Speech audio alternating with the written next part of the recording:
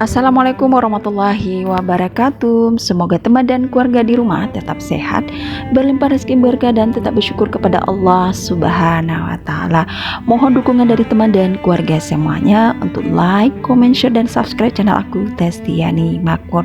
Nah, kita lanjut perjalanan kita dan masih berada di Taman Sari. Sebelumnya di video sebelumnya kita sudah menelusuri dan menjelajahi bagian Taman Sari, yaitu komplek pemandian raja, istri atau anaknya. Nah, sekali ini kita akan lanjut ke salah satu objek yang masih berada di Taman Sari yang disebut dengan Pulau Kenanga, teman dan keluarga semuanya. Dan sebelum kita menuju Pulau Kenanga atau menuju Pulau Kenanga ini, kita harus melewatin atau menelusuri jalan-jalan yang berada di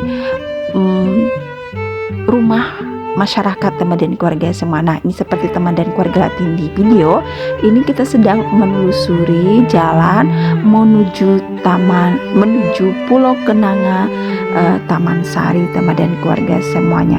Sepanjang jalan ini kita menuju Pulau Kenanga Taman Sari ini, kita akan bertemu kiri kanan rumah masyarakat yang ada yang jual oleh-oleh khas Jogja, kemudian ada juga rumah yang sudah dicat dengan arsitek seni Yogyakarta, dan juga kita juga akan menemui wisatawan yang lain yang akan menuju ke sana. Seperti kita ketemu, misal ada ketemu beberapa bule, kemudian ada wisatawan lokal. Nah, ini bule yang kita temu di sana, mereka juga ingin ke Pulau Kenanga sepertinya ya. Dan kemudian juga masyarakat lokal tentunya. Nah, ini sudah kelihatan ya, kita akan menuju Pulau Kenanga yang harus kita lewatin, dan untuk ke atasnya kita harus melewatin tangga ya, lebih dari 20 tangga kayaknya. Dan kalau untuk ke sana, kalau nggak kuat fisik sebaiknya jangan. Seandainya fisik kita kuat, lebih baik ke atas. Kenapa? Kalau kita naik ke Pulau Kenanga ini, kita bisa melihat pemandangan yang sangat indah, dan kita bisa lihat rumah masyarakat di sekitar Pulau Kenanga Taman Sari ini, teman dan keluarga. Nah, ini yang saya masukin, tangga yang harus kita lewatin harus pelan-pelan ya, karena ada yang naik, ada yang turun. Jadi harus hati-hati, jangan sampai kesenggol. Kalau senggol jatuh, bisa jatuh berguling-guling ke bawah ya, teman dan keluarga semuanya. Nah, dari referensi atau dari beberapa referensi saya telusuri, bahwasannya situs Pulau Kenanga ini disebut dengan situs Pulau Kenanga ini ada sejarahnya, teman dan keluarga semuanya. Nah, diberi nama Pulau Kenanga, diberi nama pulau karena pada zaman dahulu bangunan ini dikelilingi oleh danau buatan yang luas, bahkan saking luasnya terlihat bangunan seperti terapung di tengah danau. Nah, namun sayangnya danau itu kita tidak bisa temukan ya, mungkin sudah dihuni oleh masyarakat mungkin, teman dan keluarga semuanya. Sedangkan kenanga berasal dari tanaman bunga kenanga yang pada zaman dahulu banyak ditanam berderet di sekitar bangunan ini. Nah, jadi itu ya disebut dengan Pulau Kenanga. Situs Pulau Kenanga sendiri merupakan bangunan tertinggi dibanding bangunan lain di sekitarnya. Meski sekarang hanya berupa reruntuhan saja dan terlihat kurang terawat rapi, kekokohan dari bangunan di masa lampau ini masih jelas terlihat. Nah, seperti teman lihatin ya di video, terlihat banget masih kokoh ya, tembok-temboknya masih kokoh banget, dan seperti memang didesain sekuat mungkin, teman dan keluarga semuanya. Kemudian pengunjung juga bisa melihat dan menikmati puing reruntuhan di situs Pulau Kenanga yang menyimpan banyak sejarah tentang kejayaan Keraton Yogyakarta di tempo dulu, teman dan keluarga semuanya. Dan yang ini seperti teman lihat di video ini, nah ini tempat yang paling banyak digunakan atau spot yang banyak digunakan untuk berfoto, teman dan keluarga semuanya. Dan saya sempat mendengar dari pemandu wisata bahwa tempat ini digunakan oleh anak raja untuk bermain teman dan keluarga semuanya. Nah, ini tempatnya sangat luas, dan kalau kita keluar lagi dari bangunan utama ini, kita bisa melihatin rumah-rumah penduduk dari atas Pulau Kenanga ini teman keluarga, seperti teman lihatin di video ini teman dan keluarga semua.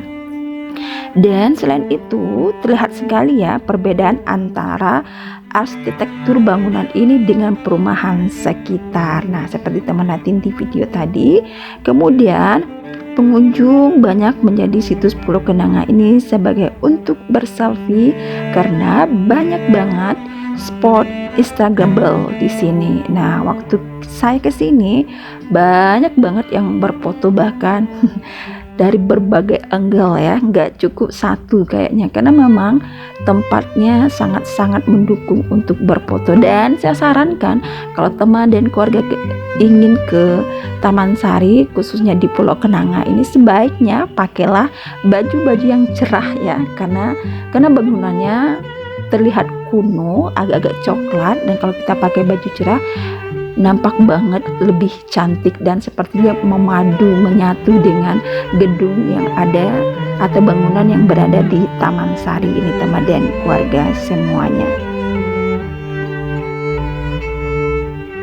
Nah, untuk masuk ke situs Pulau Kenanga ini kita tidak dikenakan karcis, cukup kita bayar karcis di pintu utama tadi, kita cukup bayar 15.000, kita sudah bisa menelusuri sejarah-sejarah Kesultanan di Taman Sari ini teman dan keluarga semuanya. Dan selain itu, buat pengunjung atau teman yang tertarik untuk mengetahui sejarah lebih dalam tentang situs atau tentang bangunan kesultanan ini, keluarga sebaiknya menyewa jasa tour guide warga lokal yang biasanya menawarkan jasa langsung kepada kita teman dan keluarga semuanya. Dan biasanya jasa ini seikhlas kita ya, semampu kita ya, setidaknya ya kita kasih sekitar ya 30 ribuan atau 50 ribuan teman dan keluarga semuanya. Dan selain tidak hanya sebagai tour guide, nanti kita juga bisa minta bantu sama mereka untuk fotoin. Kenapa?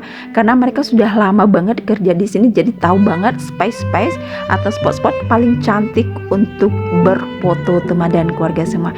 Nah, ini kita sudah selesai di situs Pulau Kenanga. Kita turun ke bawah, harus menelusuri jalan bawah tanah teman dan keluarga. Kalau teman lihatin ya, kubah dari jalan di bawah tanah ini sepertinya masjid aja, seperti kubahnya.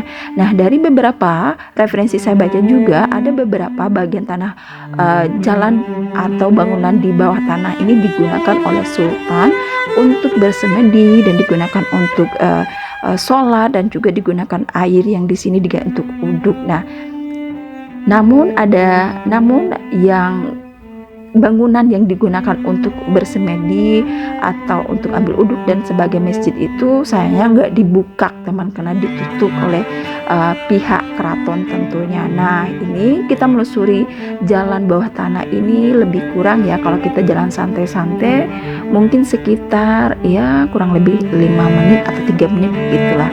Nah, ini sudah sampai di ujungnya, kita sudah mau keluar dari taman atau komplek Taman Sari. Ini akhir dari kita keliling dari komplek Taman Sari. Nah, kalau kita sudah keluar, seperti saya katakan video sebelumnya, ini adalah arah one way, satu arah. Kalau kita sudah sampai keluar nggak bisa masuk lagi. Jadi kalau teman ke sini maka jelajahi semuanya, sebaiknya gunakan jasa guide tour agar kita tahu sejarah dari Kesultanan, terutama tentang Taman Sari ini teman dan keluarga semuanya.